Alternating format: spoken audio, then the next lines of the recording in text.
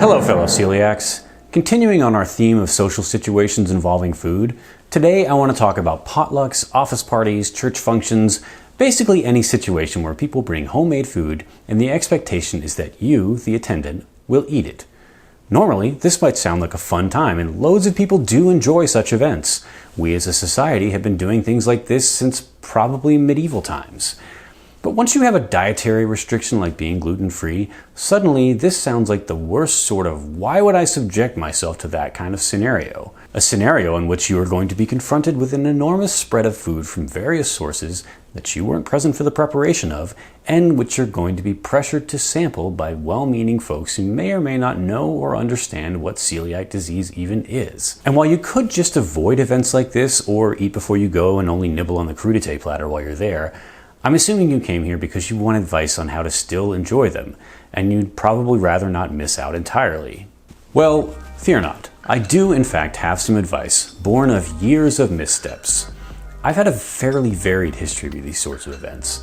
I've been to some that went off without a hitch, into which I brought some amazing crowd pleasers and even managed to find a few other things I could eat, and wouldn't you know it, didn't get sick the next day.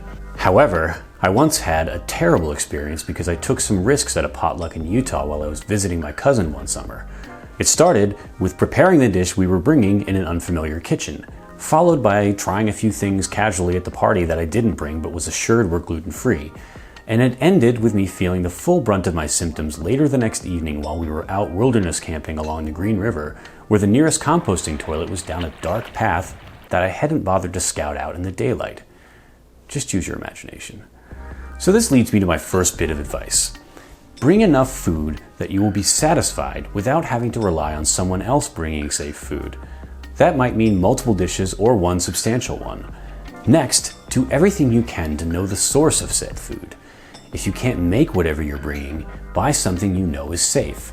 Also, when you get there, mention to the host that you have to eat gluten-free and that your dish is gluten-free.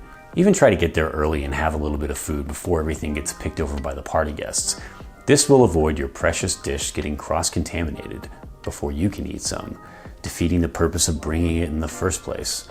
And lastly, if you can't bring a whole dish that would feed you for the entire evening, then eat before you go.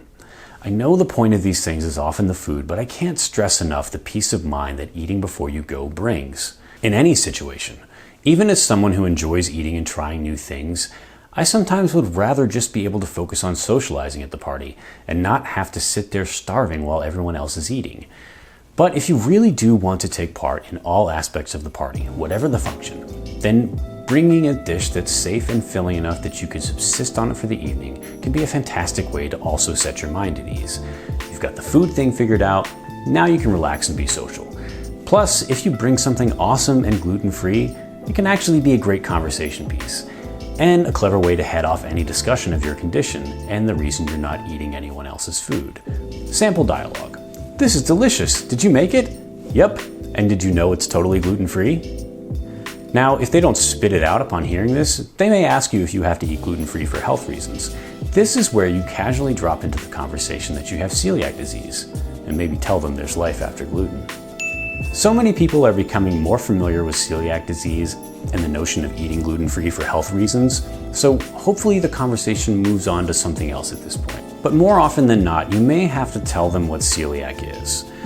This is where it helps to have a mini speech of sorts prepared on the basics of the disease, leaning more heavily, of course, on the topic of what will happen to you should you eat the wrong thing, but of course glossing over the details, because someone is inevitably going to ask. I myself usually say some version of, it's stomach stuff, you don't want to know. But I may also add the whole bit about long-term risks because a small percentage of people will probably still ask, can't you just have a little bit? This is why I think having a speech prepared is a great idea. You want to sound like you know what you're talking about, and you should know what you're talking about. The more non-committal you sound to the idea that you have to eat this way, the more likely someone is to test your resolve. When I was first diagnosed, I was saying things like, my doctor says I can't eat wheat, which was almost invariably followed by, can't you just have one beer? And it was incredibly uncomfortable. But the friend in question who was saying this to me genuinely felt bad for me because I seemed totally bummed out that I couldn't have that beer. Instead of starting that statement off with, my doctor says, I should have been firm about what having that beer would do to me. people will get it if you sound like you do. And hopefully you can spend less time at the party talking about your symptoms every time someone asks you to try their so not gluten-free dish. I hope this was helpful to you guys, because going out and being with friends while still being able to eat can go a long way towards feeling like you're back to normal. I mean, this is the life after gluten that I've been talking about.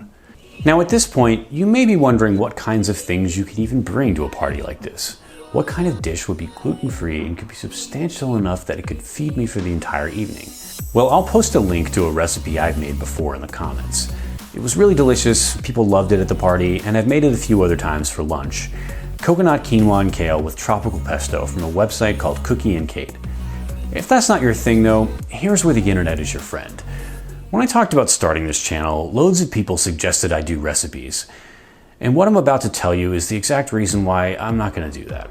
Look at how many gluten-free cookbooks there are on Amazon. I'll link to my favorites. And the sheer number of gluten-free recipe blogs out there is just staggering. Here's my friend Jessica's blog, Tasty Meditation, Tales from a Gluten-Free Kitchen. Jess is great. She's one of my favorite people. She's one of the organizers of the New York City Celiac Disease meetup group, and her blog is just incredible. It's not just recipes either, although she is writing a cookbook. There's a lot of New York City restaurant recommendations, interviews with chefs and restaurant owners, product reviews, stuff like that. She just got back from her honeymoon in Italy, and it's like all she's been talking about. Whoa, look at that gluten-free pizza. Is that gluten-free funnel cake? What the crap? Holy crap, none of this stuff looks gluten-free. I'm really hungry. Anyway, if you have an internet connection and can type, you're going to be fine. There is so much out there, and you can adapt just about any recipe to be gluten-free. I mean, I'm making gluten-free fish and chips tonight after I finish shooting this video. In the future, I'm considering even doing a whole episode on adapting recipes to be gluten-free, so stick around for that. If you've been enjoying my videos, please do consider subscribing and hitting that like button. And feel free to comment if you have any questions. And of course, you know what I'm gonna say.